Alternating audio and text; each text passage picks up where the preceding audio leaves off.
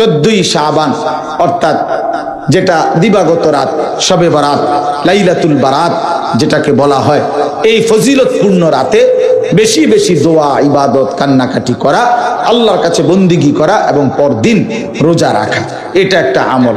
এটা আমল মূলত। শবে বরাত কোনো উৎসব না, শবে বরাত কোনো অনুষ্ঠান না, শবে বরাত একটা আমলের রাত। আমলের রাত আমরা এটারে উৎসব বানাই ফেলি। ফ্যাঁস হইল আমরা বুঝছি শবে বরাত মানে 12 ডেক খিচুড়ি। হ্যাঁ, শবে বরাত মানে 60টা করে জিলাপি। শবে বরাত মানে হইলো 60টা করে জিলাপি, বুঝছি নি কথা? ঠেলাঠেলি করে জিলাপি লইছে শবে বরাত। কি লই আইছো? শবে বরাত লই আইছি, এই যে হাতে শবে বরাত নিছে, এটা নিয়ে শবে বরাত। এ তো ইবাদতের রাত, ইবাদতের রাত। দোয়া, কান্নাকাটি করবে, নিজে নামাজ পড়বে, তওবা করবে, ইস্তিগফার করবে।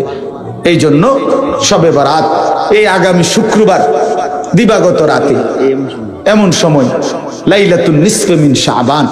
এজন্য ওই দিন নিজে নিজে যত বেশি সম্ভব যার যে দূর শরীরে খোলা ইবাদত করবেন, পরের দিন রোজা রাখবেন। তাহলে এই মাসে হলো এই 3টা আমল বড় দাগে। একটা হলো দোয়া বেশি করা রমজানের জন্য, 2 নাম্বার হলো কিছু নফল রোজা রাখা, আর 3 নাম্বার হলো শবে বরাত রাত্রি জেগে ইবাদত করা, দিনের বেলা রোজা রাখা। বিশেষ করে একটা সুযোগ হইল যে বেশি রোজা রাখা, এই সুন্নত নবীজি রমজানের প্রত্যেক আরবি মাসের 13, 14, 15 এই 3 দিন নবীজি রোজা রাখতেন, এটা একটা সুন্নত। আবার শবে বরাত এই 3টা একসাথে মিলানো যায়।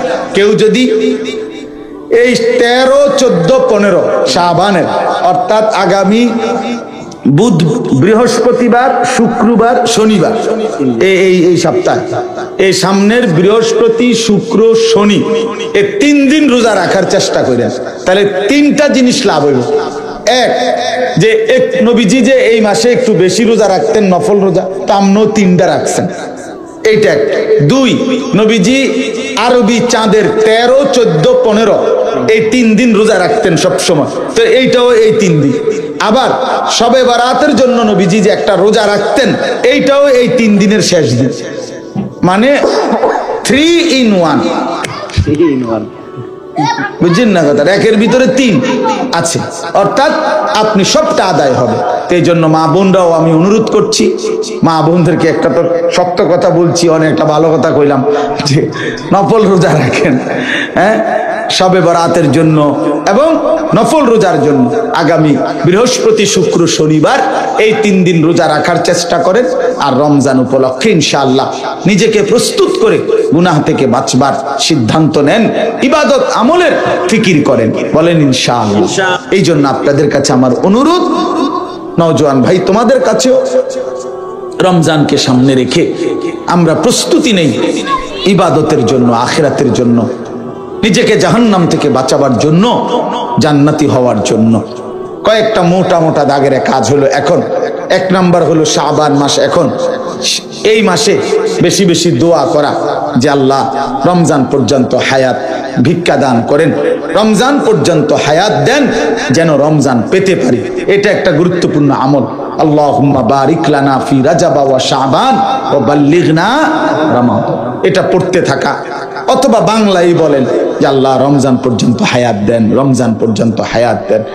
2 নাম্বার হলো এই শাবান মাসে, মানে এই মাসে নবী সাল্লাল্লাহু আলাইহি সাল্লাম নফল রোজা রাখতেন বেশি।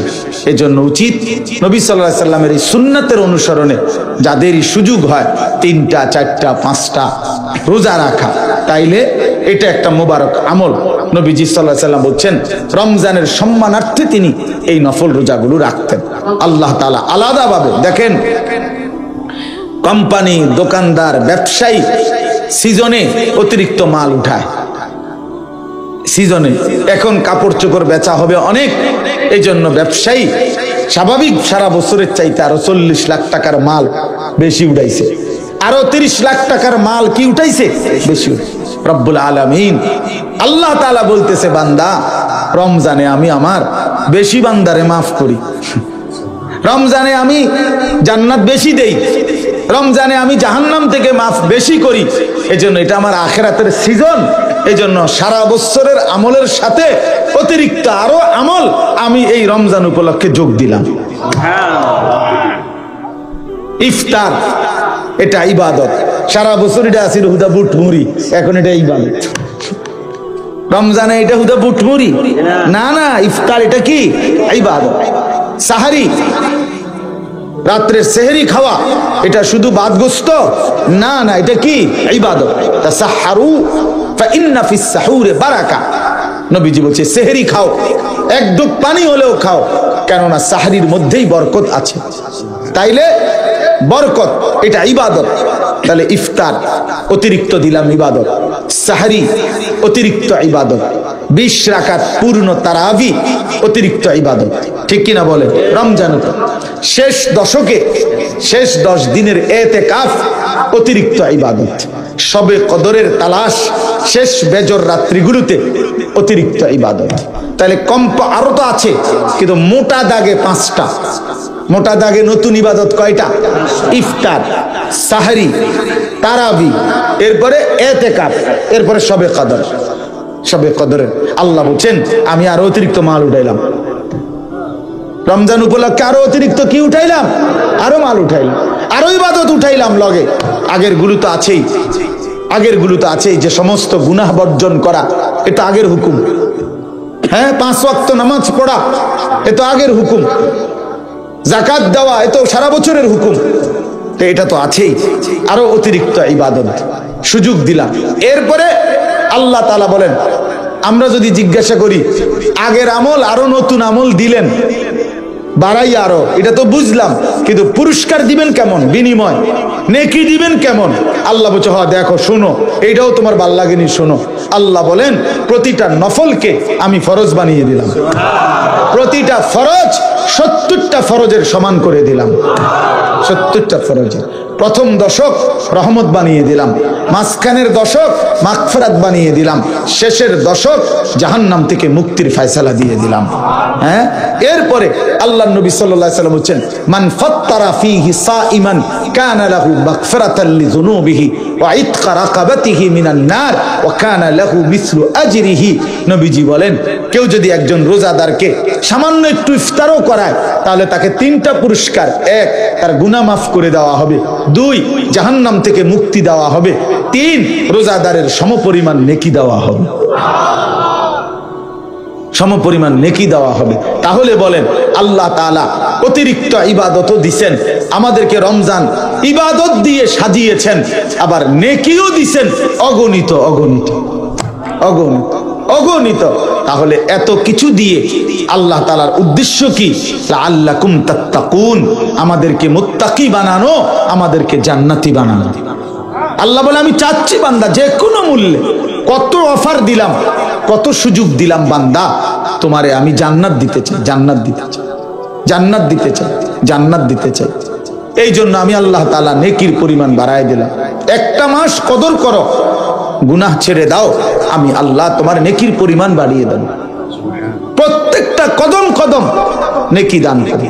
দেখেন সারা বছর মানুষের নেকি লেখে এই ডান কাদের ফেরেশতা, গুনাহ লেখে বাম কাদের ফেরেশতা। যখনই রমজানের চাঁদ ওঠে আল্লাহ তাআলা বলে ফেরেশতা ডান কাদের, এক বন্ধু তুমি হলো বেটা, তুমি আর লিখবা না, এই ফেরেশতা এখন আর তুমি লিখবা না, এই পুরা রমজান আমার বান্দার প্রতিটা নেকি আমি আল্লাহ লিখব। আনা আজিজি বিহি, আনা আজিজি বিহি, আমি দেব বেটা, আমি দেব, আমি দেব। রোজার বিনিময় আমি দেব, আমার বান্দার রমজানের বিনিময় আমি দেব, এগুলো আমি লিখব। আর আরেক হাদিস হলো আনা উজজা বিহি, আনা উজজা বিহি। অর্থ কি? অর্থ হইল বাগিনারে নিয়া মামা, মনে করেন মামার খেতে 10 জন মানুষ কাজ করছে, তো সন্ধ্যাবেলায় বাগিনারে হাতে ধইরা মামা ওই 10 জনেরে মজুরি দিতে আছে 500 টাকা করে। তো সবাই 500 টাকা করে দিয়ে বিদায় করে দিছে। এখন বাগিনার মনটা খারাপ, তো মামা বলতেছে কি ব্যাপার ভাগিনা, মনটা খারাপ কা? হ্যাঁ, দেখছি তো। কি দেখছেন? কি দেখছ ভাগিনা? কেমনে তো আমার একে রামজা দিয়া ধরেন, মহব্বত করেন, আদর করেন, খুব বলে ভালোবাসেন, টেহাডি তো সব হেগরেই দিলেন। আমারে তো 5টা টাকাও দিলেন না। এই তখন মামা জড়ায় ধরে বলে, আহা ভাগিনা, তুমি বুঝলা না, ওরা তো 500 করে নিয়ে গেছে গা, আমি পুরা মামাটাই তো তোমার, আমি পুরাটাই তো কি তোমার। আল্লাহ তাআলা বলে, রোজাদার, সারা বছর তো আমি হিসাব করে করে নেকি দিছি, রমজান মাসে না আমি নিজেই তোমার, আনা উজজা বিহি, আমি আল্লাহ তোমার হয়ে গেলাম। যা যে তু মেরা তো সব মেরা, ফলক মেরা জমিন মেরি। যখন আল্লাহ আমার তো সবই আমার, আসমানও আমার জমিনও আমার। তো আল্লাহ তাআলা এইভাবে বিনিময় দেয়, এইভাবে বিনিময় দেয়। কথা কয় বেটা, কথা কয়, এটা প্লাস্টিক কথা কার বেটা, না এসে কথা বলো, তুমি দূরে না গিয়ে কথা কইবে। তাইলে এই জন্য বলেন এটা বুঝা উচিত। বা বসো না বাপ, তোমরা বসো, বউ এনে বউ, শেষ আমার কথা শেষ। তো এই জন্য বললাম আমরা মাহে রমজান সামনে, আপনাদের কাছে আমার বিনীত অনুরোধ, প্রিয় নওজওয়ান, তোমাদের কাছে অনুরোধ, একটা ছেলে, আমি জানি বাবা সবাই সমান তালে বোঝে না, সবাই সমান তালে পাত্তা দেয় না, সবাই সমান তালে পাত্তা দিবেও না। নবী সাল্লাল্লাহু আলাইহি ওয়াসাল্লামের ইন্তেকাল পর্যন্ত 23 বছরে নবী সাল্লাল্লাহু আলাইহি সাল্লাম বলার পরেও সবাই সমান তালে ইমানদার হয়ে গেছে। তো এটা কোনো অসুবিধা নেই, সবাই শুনবে, এটা আমরাও জানি শুনবে না, কিন্তু কেউ না কেউ শুনে, কারো না কারো দিলে লাগে। অব্যাহত বলতে গেলে এক পাথরের উপরও লাগাতার ধারাবাহিক বৃষ্টির পানি পড়লে একদিন ঠিকই দেখা যায় ওই পাথরের মধ্যে একটু ছিদ্র হয়ে গেছে, ডাইবা গেছে পাথরটা। এই জন্য আল্লাহর কথা ধারাবাহিক, কারো না কারো দিলে লাগে, বিফলে যায় না, বিফলে যায় না। আমাদের আসলে আখিরাত মেইন বিষয়, আমাদের প্রস্তুতি হলো আখিরাত, আমাদের প্রস্তুতি হলো কবর, হাসর, মিজান, ফুলসিরাত। বাস্তব কথা বাপ, হৃদয় দিয়ে এটা অনুভব করেন, আমাদের প্রস্তুতি হওয়ার কথা আখিরাতের। আর সেই প্রস্তুতির জন্য, আখিরাতের জন্য, পরকালের জন্য, মৃত্যু পরবর্তী জিন্দেগির জন্য সর্বশ্রেষ্ঠ সিজন, মৌসুম মাহে রমজান। মাহে রমজান, এই জন্য সেই মাহে রমজান আর মাত্র সর্বোচ্চ 21 থেকে 22 দিন, 7 দিন চলে গেছে আজকে। তাহলে 28-এ এই মাস হইলে 21 দিন, আর 1 মার্চ অথবা 2 মার্চ রমজান। তাহলে আর মাত্র 21 থেকে 22 দিনের ব্যবধানে মাহে রমজানের চাঁদ উঠবে ইনশাআল্লাহ। এই মুহূর্তে আমাদের সর্বোচ্চ উচিত দিল থেকে মানসিকভাবে প্রস্তুতি নেওয়া যে আমি আমার জীবনের ঘাটতি, আমি রমজানে কাইদা কাইটা, আল্লাহ যদি আমার হায়াত দেয়, আমি রমজানে কাইদা কাইটা দোয়া করে, ইস্তেগফার করে, তওবা করে আমি গুনাহ মাফ করাইয়া নেব। আর আমার আখিরাতের জন্য জান্নাতের ব্যবস্থা করা, পরকালের পুঁজি সংগ্রহ করার সর্বোচ্চ চেষ্টা করব। এটা একটা সিদ্ধান্ত, একটা শপথ নেওয়া উচিত, শপথ নেওয়া উচিত, নাইলে হবে না। হিম্মত ছাড়া কোনো কিছু হয়। একেবারে আদনা থেকে আদনা কাজেরও মানুষ দিলের মধ্যে না করে, এটা একটা সূক্ষ্ম কথা মনে রাখেন। কোনো মানুষ মনে করেন এখন আমি পেশাব করব, এই কথাটাও মানুষের দিলে আগে আসে, তারপরে সে এটাকে কি করে বাস্তবে পরিণত করে। আমি এখন নাস্তা খামো, 1 কাপ চা খামো, এই 1 কাপ চা খাবো, এই কথাইটা কিন্তু মানুষের দিলে আগে আসে, এরপরে হে দোকানের দিকে হাঁটা শুরু করে, ঠিক কিনা বলেন না? এই প্রত্যেকটা মানুষ তার অন্তরে, ছোট হোক সামান্য হোক, একটা পরিকল্পনা আসে, চিন্তা আসে, এইটাকে এরপরে সে সামনে আগে বাড়ায়। তাহলে আমরাও যদি আমাদের দিলে এই চিন্তাটা আসে যে আসলে আমার কবর, হাসর, আখিরাত, মিজান, ফুলসিরাত দরকার, তাহলে আল্লাহর কসম এই দরকার হইলে অর্জন করার সর্বশ্রেষ্ঠ জায়গা হলো মাহে রমজান। মাদ্রাসায়ে আশরাফুল উলুম কোরের পাট, এটা আমাদেরই মাদ্রাসা। আলহামদুলিল্লাহ, প্রথম থেকেই এই মাদ্রাসার জায়গা চয়েস করা, এই মাদ্রাসার একেবারে প্রথম দিন থেকে আমার সম্পৃক্ততা আছে। আলহামদুলিল্লাহ, মাদ্রাসা চলতেছে, আপনারা শুনছেন। মাদ্রাসা এখন নাজারা বিভাগ চালু হয়েছে, ইনশাআল্লাহ আগামী কিছুদিনের মধ্যে, 4 মাস 6 মাস 3 মাসের মধ্যে আশা করি ইনশাআল্লাহ হিফজখানা এখানে চালু হবে। আপনাদের কাছে অনুরোধ রইল মাদ্রাসায় সহযোগিতা করেন, খোঁজ খবর নিয়েন, দান সদকা করবেন, ভালোবাসা দিয়েন। মাদ্রাসার ছাত্রদেরকে নিজেরা খোঁজ খবর নিলে, মেহমানদারি করলে, আপ্যায়ন করলে অনেক বড় নেকি পাবেন। ইফতার আছে, রমজান ইফতার করাবেন। মাদ্রাসায় আপনাদের যাকাতের টাকা, ফিতরার টাকা দান সদকা করবেন। নিজেদের সন্তানদেরকে মাদ্রাসায় পড়তে দিবেন। আল্লাহ তাআলা আপনাদের সবাইকে তৌফিক দান করেন। এশার নামাজের পরে আবার যথারীতি বয়ান হবে। মাওলানা মাসউদ জামিল এই মাদ্রাসার মুহতামিম, মাওলানা নিজেও কথা বলবে এবং আমাদের মাহবুব ভাই তিনিও কথা বলবেন ইনশাআল্লাহ। হ্যাঁ, হুসাইন ভাই কথা বলবেন, মাওলানা হুসাইন ভাই। তো ইনশাআল্লাহ আপনারা আবার এশার পরে সবাই আইসেন। আর একটা ছোট্ট কথা হলো, নওজওয়ানদের জন্য আগামীকালকে আমার মাদ্রাসায় আশরাফুল উলুম ময়নামতি, যেখানে আমার মাদ্রাসা, ওইখানে শুধু 16 বছর থেকে 30 বছরের নিচে যাদের বয়স, তাদের জন্য আলাদা সকাল 10টা থেকে আসর পর্যন্ত কিশোর তরুণ যুবকদের জন্য ইসলাহি মজলিস হবে। বিশেষ আলোচনা হবে শুধু তাদের রমজানকে সামনে রেখে চরিত্র গঠনমূলক ইসলাহি মজলিস। 16 বছর থেকে 30 বছর বয়সী যারা, তাদের জন্য সকাল 10টা থেকে আসর পর্যন্ত 4:30 পর্যন্ত ওইখানেই দুপুরের খানা খাওয়ানো হবে। এবং আমার শায়েখ আল্লামা মুফতি মুশতাকুন নবী কাসিমি হুজুর আসবেন, আল্লামা মুফতি আমজাদ হোসাইন সাহেব উনি বয়ান করবেন। এরপরে হযরত মাওলানা মুফতি ইউসুফ বিন ইকবাল তিনি বয়ান করবেন। আমাদের কুমিল্লা ক্যান্টনমেন্টের একজন বড় ডাক্তার মিজানুর রহমান দাওয়াত ও তাবলীগের আমাদের সাথী, তিনি বয়ান করবেন এবং আমি নিজেও ইনশাআল্লাহ থাকবো আমার মাদ্রাসার মজলিস। আবার আসরের পর থেকে রাত্রে এশা পর্যন্ত সবার জন্য আম মজলিস হবে। একবারে যার যত বয়স, 200 বছর হোক আর 400 বছর হোক, আপনার সবার জন্য কি আম দাওয়াত, ওইটাও আছে আসরের পরে। আর 10টা থেকে 4:30 কিশোর তরুণ যুবক 16 থেকে 30 বছর বয়সী যারা, তাদের জন্য। এই জন্য তোমরা যারা নওজোয়ান আছো, সুযোগ থাকলে যাওয়ার চেষ্টা করো।